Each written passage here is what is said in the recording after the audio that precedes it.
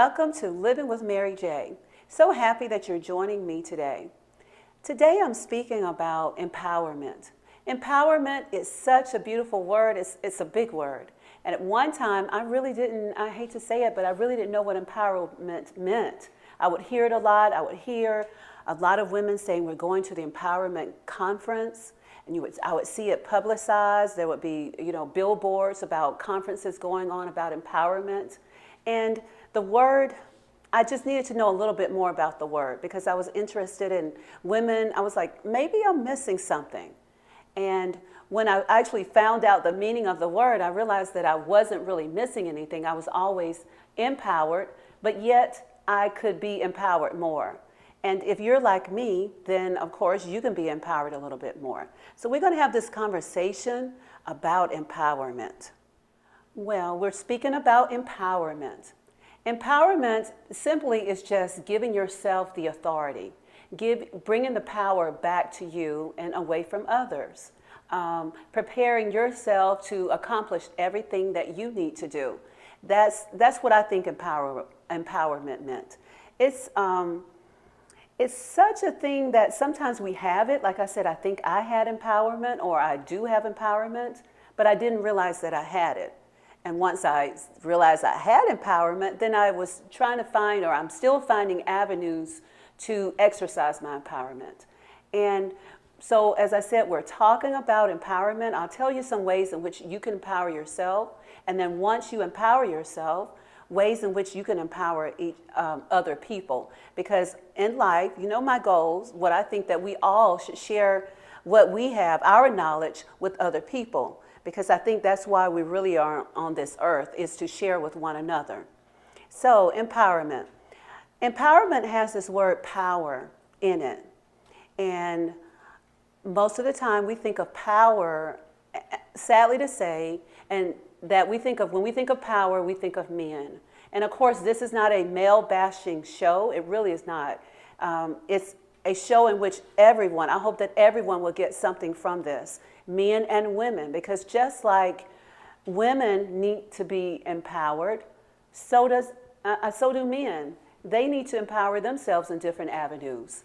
Although years, I guess decades, people will say that women have been, shortened on the role of having power, that men have always had it.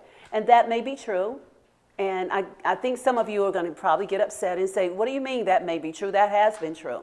Like I said, this is not a man bashing show. I'm not going to do that. But when we think of empowerment, like I said, it's been like we think of empowerment that is synonymous with women being empowered. And then when we think of power, it's synonymous with men having power. And as I said, there's been decades of where it seemed as though men have been empowered. And when we think of women who have gained power, we think of them being manly, that they had to be rough and tough and not talk about fingernails or high-heel shoes or hairdos, that they had to be rough to live in a man's world.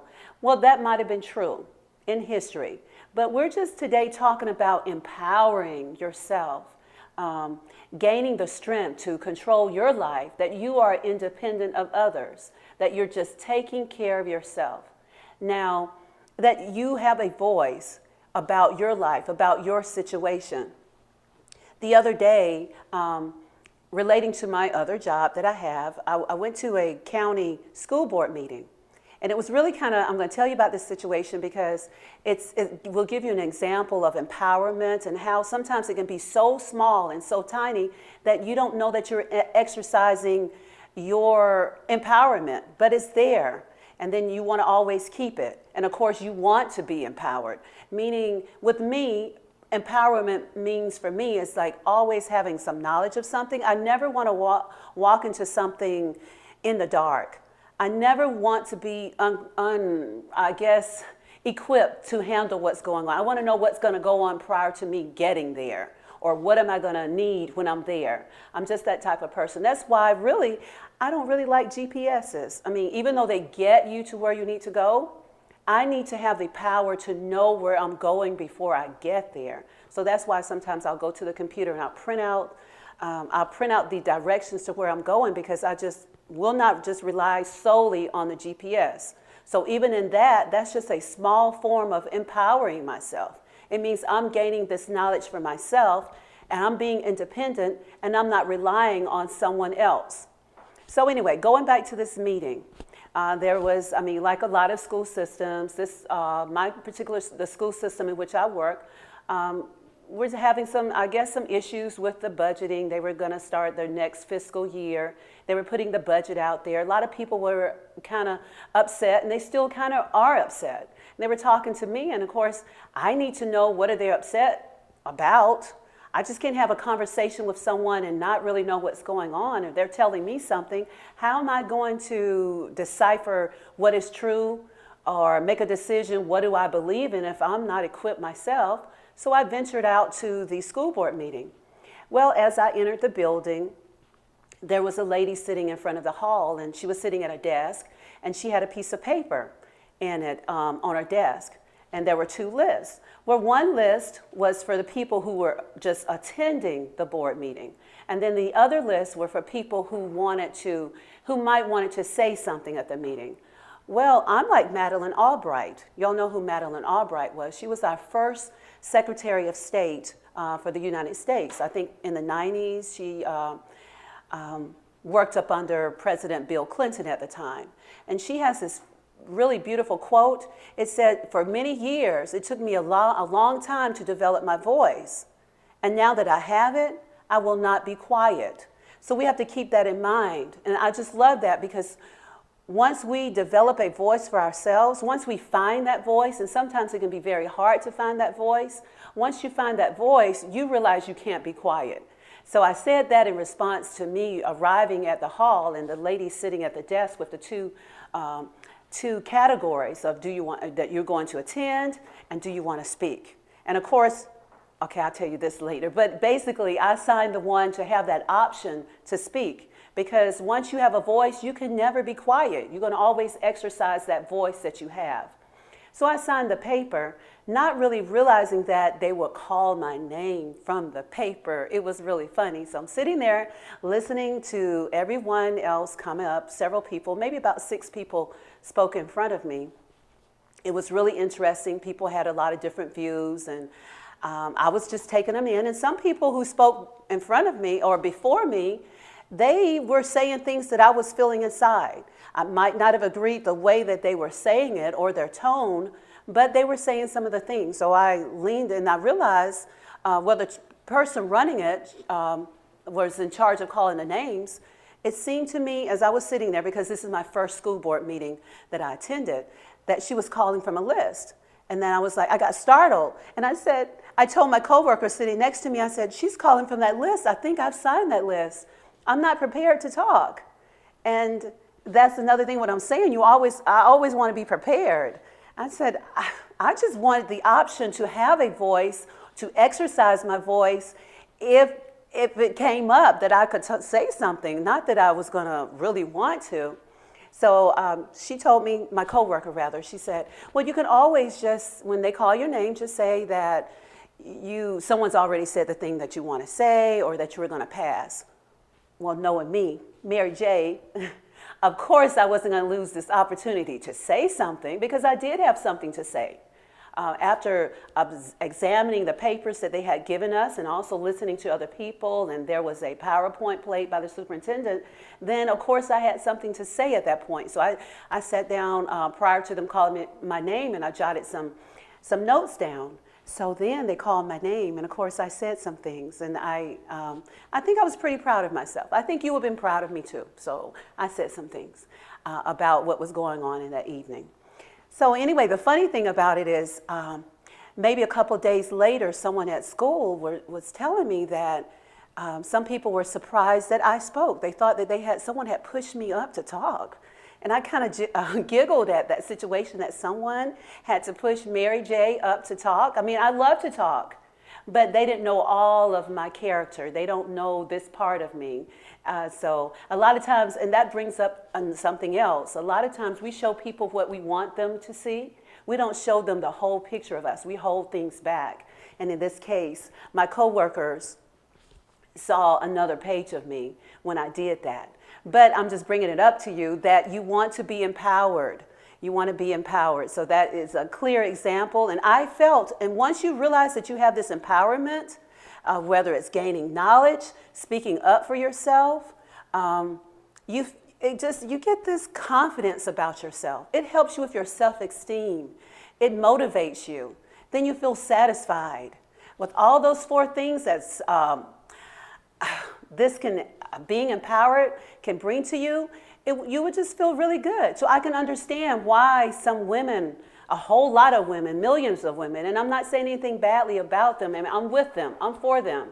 I'm not saying I'm joining their group, because you have to be careful about what group that you join, this women movement, because they have different ideologies, and some of those may not be yours. Although I'm for some of those that they're with, so I'm not going against that. So please do not be mad or upset with me. I'm just saying we need to be careful in life. But basically, you need to empower yourself to feel accomplished and satisfied. And it, like I said, it helps with your self-esteem with me doing this. Now, I was watching this conference that I think it occurred in May. It was with Michelle Obama. She was at this conference in LA, Los Angeles. It was in May of this year.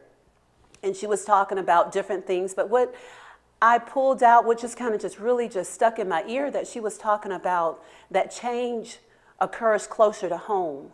Okay? And that is so true. It just stuck with me, because change does. It started home. And basically, when she's saying home, that means it starts with you. You know, it starts with me in my home. It starts with me as a person. So if you want to feel empowered, it starts with you. You have to go through those steps to empower yourself. If you're feeling that you're not qualified for a job, then you have to empower yourself to be qualified for that job. It's just not going to happen to you. I gave you an example of me at the school board meeting. Of course, I received the materials to look over prior to the meeting. I took interest in signing, saying that I wanted to have a voice at this meeting. So you have to do something. It just doesn't fall in your lap. Don't think that. But once you get this empowerment, once you're dealing with it and you're working with it, you're going to feel so satisfied. You're going to feel so confident in yourself. And it's amazing. I'm telling you, and the thing about it is, it's so small. It's just such a small thing to be empowered. And a lot of us, as I said, we have it. And then some of us, we don't have this. We've been beat down. We've been told that we're nothing. We've been told that we don't matter. But you do matter. It's just you have to take these small steps. As Michelle Obama said, it starts at home, okay? You can't wait for someone else to bring this to you, to bring you the knowledge, to bring you the voice. You got to start yourself. And it can be something very small. Okay, like if you're interested in empowering yourself, then maybe surround yourself with other women or with other men. But being that I'm a lady, then I'm just going to maybe just kind of, and so I won't go back and forth. I'll just talk to the ladies. Maybe you want to meet with a group of colleagues or people, women that you trust who have the same, I want to say maybe the same outlook in life as you, that you feel comfortable to talk about. And you just talk about things that matter. And then you talk about things, not just talk. I mean, talk is good. That's where you first start. You start about talking, but then you want to do some things. As I said, we need to share with others. So once you're comfortable and you find out what you have in common, what you want to do to make yourself stronger, to make yourself more knowledgeable, to make you feel more confident about who you are, then you decide to share that with others. And then you maybe invite other people to your meeting. And you can have this meeting. I mean, you could just meet at Starbucks or the local library. Just, reserve one of those little meeting rooms, or I think they have study rooms at the library. And so you meet up and you start talking about issues that matter in your life, how you can make a change, regarding income, networking with other people, that type of thing, resources that will help one another. It could be a book. It could be even a video. There could be anything that can help you become a better person. And that's all that empowerment means. It's simple as that. What does it take for you to be a better person? And when you do that, you are empowering yourself. You're making yourself a better person to make those decisions for yourself, not to be dependent on someone else. You're dependent on yourself. So that's why they say sometimes empowerment can impact your lives in so many ways, psychologically, as I said, as far as like how you feel about yourself. It can impact you. You want to be empowered financially. So you want to get that job. And if it's not the job you want, then you empower yourself to get a better job by going to school, by networking with other people. Hey, I'm looking for another job. You know anyone that's hiring? And so that's just all part of it, just getting more equipped to better yourself, okay? So it's wonderful being empowered. I could tell you a whole lot of stories. Like, first of all, like I said, you don't want to lose your voice. And going back to when I was saying that, and I want to just share this with you, that sometimes when we think of empower or we think of power, we think of men. And sadly, yes, men have had this power and they have abused it in a way. When I was thinking about this show, I was thinking about how one time in my life, I was right after college. I was an English major, journalism minor. So I wanted to do some television and radio work. And I had gone to this radio station, so I'm not going to say too much, but basically, if you know about my hometown. But so I went to this radio station and I talked with a person there, maybe the station director. I've actually forgotten, it's been so many years. And I told this person what I was trying to do. And I wanted to come from a news angle because they didn't really have a news program at the station. So I wanted to introduce a news program there that I thought would be very interesting. And this person agreed. It was a man, like I said at the time. And I had an idea of what I wanted to do. And he was like, oh, that's a wonderful idea. Go ahead and do it. And matter of fact, what I'm going to do is I'm going to give you 5 segments. And each segment, for the next 5 Saturdays, you're going to present maybe a 15-minute segment on your story. So I was like, okay. And then he also agreed. Okay, I'm going to tell you, the salary was very low. It's only $500, so $100 per segment. Well, I was really happy because this was my start of my journalism career, so to speak. And I took the job or this opportunity. I jumped right up on this opportunity.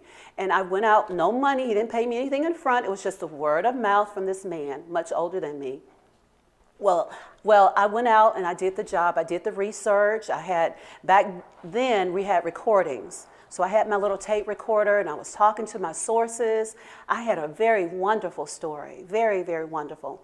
And so once I got it all together, all 5 segments that I was going to present, I called this particular person back, this man, and I met with him. And he listened to it, and then he leaned back in his seat and he said, oh, very good. Well, what I realized is that you need me. You're just trying to get your feet in the door, and you need me. And then he just didn't stop with that. He said, he asked me, I remember clearly, he asked me, how can you convince me that I need this? And he just had his eyebrows raised, and he was staring me in my eyes. He was making me feel very uncomfortable. Now, I'm kind of naive. Like I said, I was probably in my early 20s at that time, and I'm not from the big city. I really didn't have a lot of experience with men at that time, probably not now either. Been married a long time. But basically, I didn't have much experience. I didn't know what he was talking about. All I knew that he was staring at me, asking me, how can I convince him that he needs this news program, my segments.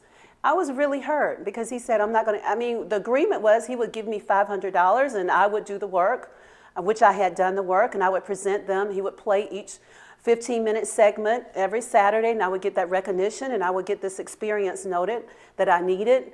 But he was asking me this, and he was backing out the deal, saying, you need me. I don't need you. And how can you convince me? And here he was, a man in power. So I'm saying this because a lot of times we allow people to take away our power, even through statements like that. And he took away my power that evening, because that day, particularly because at that moment when he said that, I felt belittled. I felt as though I wasn't ready to enter into this world, into this field, should I say. I just allowed him to take that. And I left, and like I said, me being so naive, I was like, I don't know. And then he said, well, once you find out, call me back. Call me. He didn't even say come back to the station. He says, call me. And I left thinking, what did I do? Am I not ready for this? And I think I was ready. I think I was really qualified for this type of thing. And so I was really hurt. So we never, ever want someone to take our power. And then sometimes people in power will take your power from you. And I allowed this person to do that. And it hurts to this day because I'm thinking, what might have happened had it gone either way?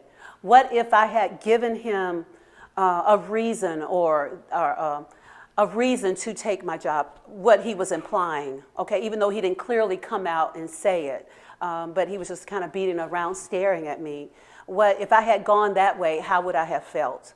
And then on the other aspect, if he was on the up and up, and I had done the segments like I wanted, what would have occurred at that moment then? But I walked out, and I was, like I said, was feeling very belittled, and I was hurt. And I told my sister, and she's much older than I am. She's 7 years older than I am, and she knew immediately what he was implying, and she was mad, and I was hurt. And that was my first dealing with someone in power abusing me. And of course, that's the story of a male abusing me. And so we have stories. I have stories of a female, in a way, I had a female boss maybe 17 years ago, and I really needed this job. I was pregnant with one of my children. I was working, and she was just, I think, every day was her goal to torture me, to make my day just really bad. It was so funny, but we all go through experiences to make us a better person. So I'm grateful. I couldn't see it then, but I'm so grateful that I went through that experience because I think I'm a stronger person because of that. And because of it, because that happened, I can now tell someone else, how to endure what I went through. But anyway, I'm just letting you know that this lady, it was like really awful. And I was pregnant and I really needed the job and I needed the insurance. And she was just using her power to just really make my life really bad. So not only men can do this, women too. So we have to be strong. We have to get ourselves in a situation where we have control over our life, that we're not depending on anyone else. We are independent. And you do that by gaining knowledge, by surrounding yourself with other people that are very similar to that are similar. They have the same beliefs or very similar beliefs that you do, that they have the same goals and desires as you. And then when you do that, you're empowering yourself, okay? I can't, when I'm teaching, I teach reading. So I'm always telling my students, read. When you read is power. When you read, no one can take that information away from you, okay? And then when you read things, like I said, it's such a power because what you're reading, hopefully if your mind is open, you're going to take that and you're going to grow with it, okay? And then you're going to use that, okay? So then it comes back to that voice. You have a voice, and you never ever want to take that voice, let anyone take your voice away from you. In the news lately, a couple of months, weeks, we've been hearing stories where, some women said that their voices were taken away because they signed certain agreements, or I don't even really want to get into that, but I do watch the news, I do read. So I was listening to that, and I'm not making any decisions, but I'm just saying that was backing up what I was saying. You never, ever want anyone to take your voice away. You always want to have something to say, but what you say, it needs to be powerful. It needs to be correct, okay? Because that's helping you. So empowerment is great. And as soon as you realize how great it is and you take those steps to empower yourself, you will feel confident. Your self-esteem will grow. I can't tell you, if you empowered yourself, if you're used to being dependent on someone else, let me give you an example really quickly. If you're used to being dependent on someone else, and this person is just solely taking care of you and makes you feel, I keep using this term belittle, but that your worth is nothing, that you actually need this person. They take you through all types of different changes, and you just feel hopeless and you feel helpless, then you have to take steps. I mean, because that feeling is not right. You have got to feel confident about yourself. You have got to have some type of self-esteem. And doing that, that is and correcting that and reversing those effects, it means you are empowering yourself. You're giving yourself empowerment, power in your life. You're bringing back your decisions. The authority is yours, not someone else. And once that happens, you will feel so great. And as I was giving you this example, if you're with someone who feels like, they're taking care of you and they're belittling you, once you go get your job or you take back that power, whoa, you'll feel so good about yourself. You'll just, you'll be like, what was I thinking? Having this job, having my own car, having my own money, having my own bank account. I just can't explain to you. You'll just feel so great. And so you've got to take those necessary steps, no matter how small they are. And I'm not telling you just to take a gigantic step to just jump out and say, I'm empowered today. No, you got to just gradually do it. And then once you do it, I know it's going to be great. Because empowerment, just say that word, empowerment. I mean, there's just like power in that word. We all need it. Men, women, children. And that's what I was saying is once you get it, then you pass it on to someone else. You share that knowledge with someone else. You help them. Empowerment is wonderful. And we all just need to be empowered. Okay? We just need to be empowered. I just keep thinking about how I had to take steps as I said, I haven't always been empowered, but sometimes I had the power. I didn't know that I had it. But once I tapped into it, it's just like it's like a veil's been lifted off my head. Now I can see that I have the power. I have this voice. I have this ability to do things to make me feel strong, to make me feel good about myself. It's just wonderful. You feel satisfied. I mean, at the end of the day, you want to feel satisfied with yourself, right? You don't want to be just lying in bed thinking about, my life, woe, it's me. No, you don't. You want to say, yes, it's me. And yes, I love my life. Because you have the power. You have your life, you're in control of your life. Not someone else pulling your strings. And I hear people say that all the time. Oh, this person's just pulling my strings. He's just pulling my strings. He just does what he wants me to do because he knows I'm going to react this way. And no, you're not going to react this way because you're in power. And it's called empowerment. Okay? Like Michelle Obama said. That word is closer to home. We're not going to wait on the next person to make things better for us. We're going to make the world, we're going to make our lives better for ourselves. We're going to get empowered, right? Okay, good. Hey, this is Living with Mary J. It's been wonderful talking about empowerment with you today. I hope that I've said something that'll help you because, like I said, this is helping me too. I feel a little bit more empowered talking to you. And I hope that, it works both ways. It's reciprocal, okay? All righty. Well, have a good day, and I'll see you next time, okay?